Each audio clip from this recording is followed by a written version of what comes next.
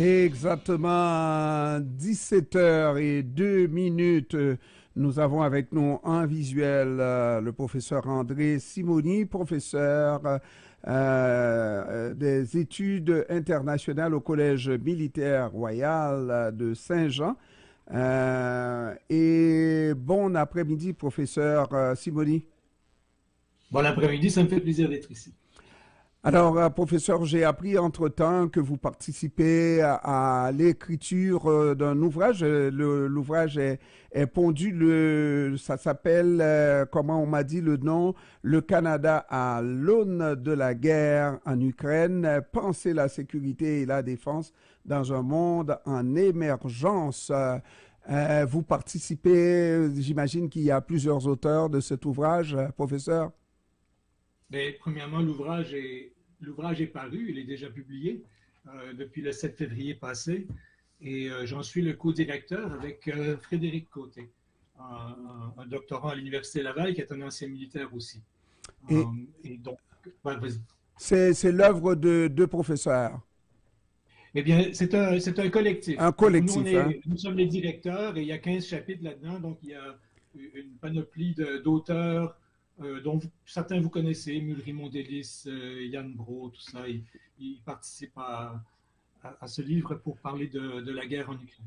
Peut-être que le livre manque l'essentiel parce que là, on arrive quasiment à la consécration, entre guillemets, la fin de cette guerre. Si ce qu'on voit là arrive, malheureusement, ça sera la victoire de la Russie et pas la victoire de l'Ukraine. Moi, j'aime bien toujours vos entrées en scène. C'est toujours un petit peu coquin, là. On commence par la fin, professeur. Non, je ne suis pas d'accord. J'y crois pas, moi, à votre théorie, là. Pas tout de suite, pas tout de suite. Pas tout de suite. Premièrement, le livre n'annonce rien. En fait, le livre est une introspection sur la défense et la sécurité canadienne. Et donc, on prend pour opportunité la guerre en Ukraine pour mettre en perspective nos politiques de sécurité et de défense. Oh, Maintenant, donc voilà, on ne discute pas vraiment on discute de la guerre en Ukraine bien sûr, mais on bien discute pas sûr. de son avenir, Mais l'avenir est sombre pour l'Ukraine, justement, avec d'abord les difficultés des alliés occidentaux, mais des alliés occidentaux dont le principal bailleur, qui se trouve être les États-Unis, en très grande difficulté parce que le président n'a pas tous les pouvoirs et c'est surtout l'opposition à Joe Biden qui dicte ses règles et puis l'Ukraine a un besoin urgent d'armes et d'aide qui n'arrive toujours pas. Et tous les jours, on perd du terrain en Ukraine avec tout ça. tout à fait. Je ne dirais pas que la situation est facile, bien sûr, mais ceci dit, je pense on assiste vraiment à la démocratie en pleine action là. Et comme vous le savez, moi je vis aux États-Unis, donc j'écoute beaucoup le débat américain au Sénat, à Washington, un peu partout. Et en plus, il y a les primaires républicaines en même temps, et donc Donald Trump qui s'exprime dans cette affaire-là aussi. Euh, mais Washington n'a pas abandonné, le Sénat n'a pas abandonné. C'est un projet qui est complexe, qui a différentes. Il y a la guerre en Israël et à Gaza.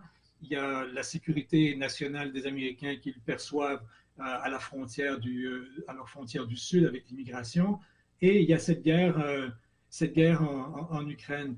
Et c'est ça le débat. Je ne pense pas que le débat est fini. Je ne pense pas que le débat va mal se finir. Ça, ce n'est pas mon opinion. Je pense qu'il y a un débat qui doit se continuer pour qu'ils arriver à une solution quelconque pour pouvoir financer cette guerre.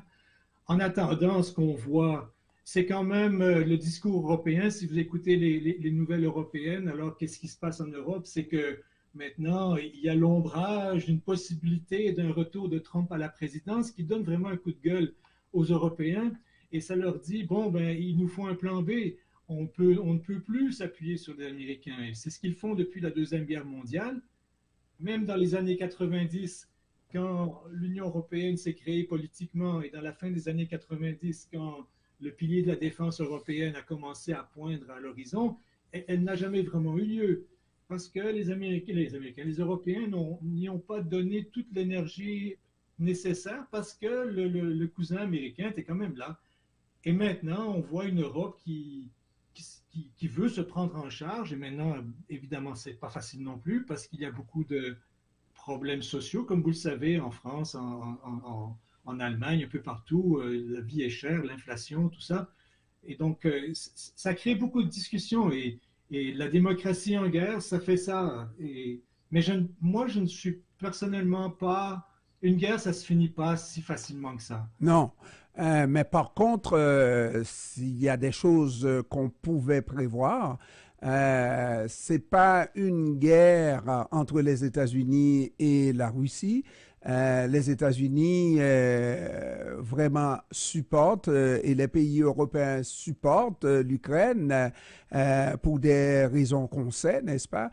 Mais jusqu'à une certaine limite, c'est une guerre qui dure depuis 2 ans et si on fait le total de tous les fonds engloutis dans cette guerre, on va avoir un lourd tribut, je dirais, n'est-ce pas? Alors donc, il était à prévoir et je crois que Vladimir Poutine a beaucoup misé sur l'impatience à un moment donné de ses bailleurs, n'est-ce pas? Et c'est ce à quoi on assiste présentement, surtout du côté des Américains. Tout à fait. Écoutez, depuis le début, des commentateurs comme moi et d'autres, disons que le jeu de Poutine, c'est de jouer sur l'impatience des Européens et de l'Alliance occidentale, si on veut le dire comme ça, et aussi de tenter à détruire cette coalition et de créer des brèches. Et c'est le jeu constant de Poutine depuis 2 ans. Et il semble y avoir des points de réussite, bien sûr. Je pense que je pense il faut réfléchir à quoi représente cette guerre. Des guerres, il y en a partout dans le monde et je sais que ça va très mal en Haïti, ça va très mal partout ailleurs sur la planète. Cette guerre en Ukraine est tellement proche des Européens, est tellement proche du monde occidental que c'est plus qu'une reprise de territoire des Russes, c'est vraiment une guerre de principe, une guerre d'idées, une guerre d'idéologie. C'est plus que l'OTAN qui se rapproche de la Russie ou ce genre de choses. Ce sont toutes sortes de raisons qu'on invoque aussi, mais peut-on abandonner? Et peut-on abandonner au niveau existentiel et moral? Ça, c'est une question qui est un peu molle et qui se traduit mal dans les discussions politiques et financières, mais il reste quand même qu'elle est présente. Et professeur, naturellement, on ne prendra jamais les propos de Donald Trump pour l'évangile, n'est-ce pas, la vérité de l'évangile. Par contre, étant donné qu'il est potentiellement présidentiable, il faut écouter quand il dit que s'il arrive au pouvoir en 24 heures, il arrête cette guerre.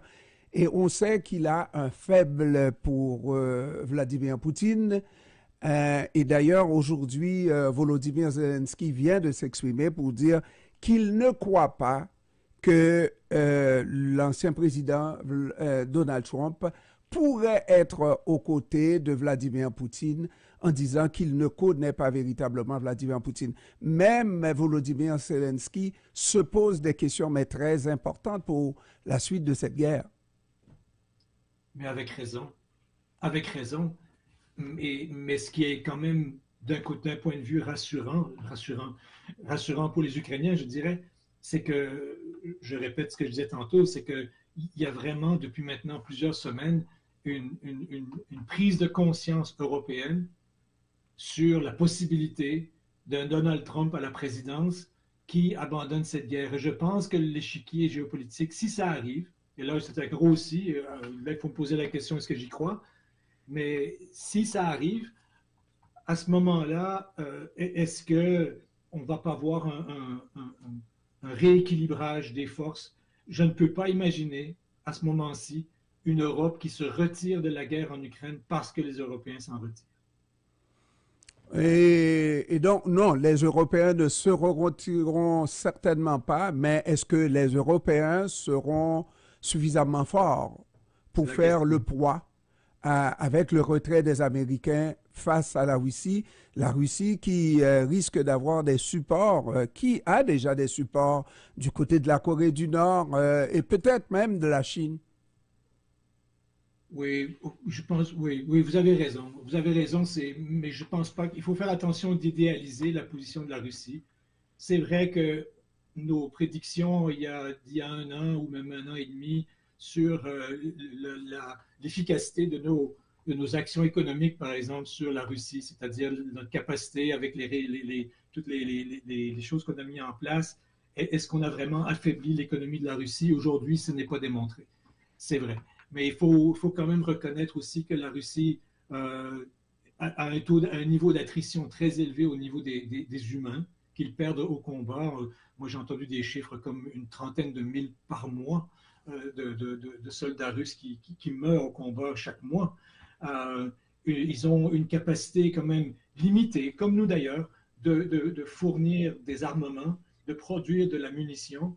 Et donc, même s'ils s'appuient sur les Iraniens pour les Shahed les Nord-Coréens, ce n'est quand même pas une situation qui est aussi aisée que ça pour Poutine non plus. Professeur, c'est quand même une guerre bizarre. On n'aurait jamais cru, et c'est Volodymyr Zelensky qui l'a dit, le plan de l'attaque de l'été dernier était entre les mains, le plan ukrainien, le plan de bataille, était entre les mains de Vladimir Poutine. C'est quoi ça?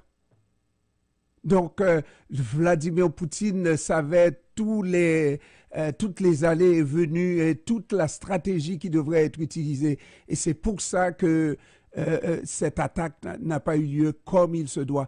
Donc, il y a un problème du côté de l'Ukraine aussi. Je ne peux pas faire de commentaires sur ce que vous venez de dire, parce que ça, je ne suis pas dedans.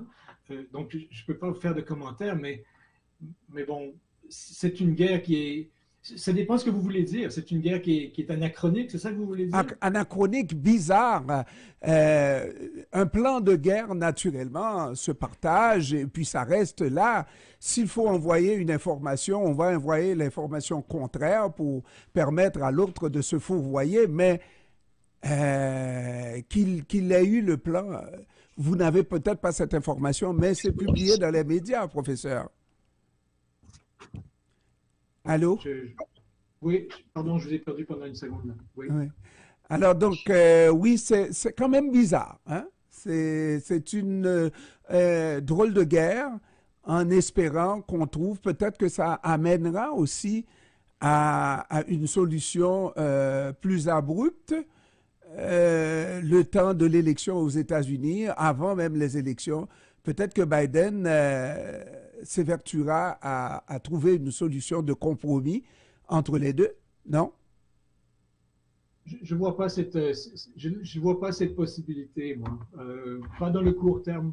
Pas dans le court terme d'ici les élections.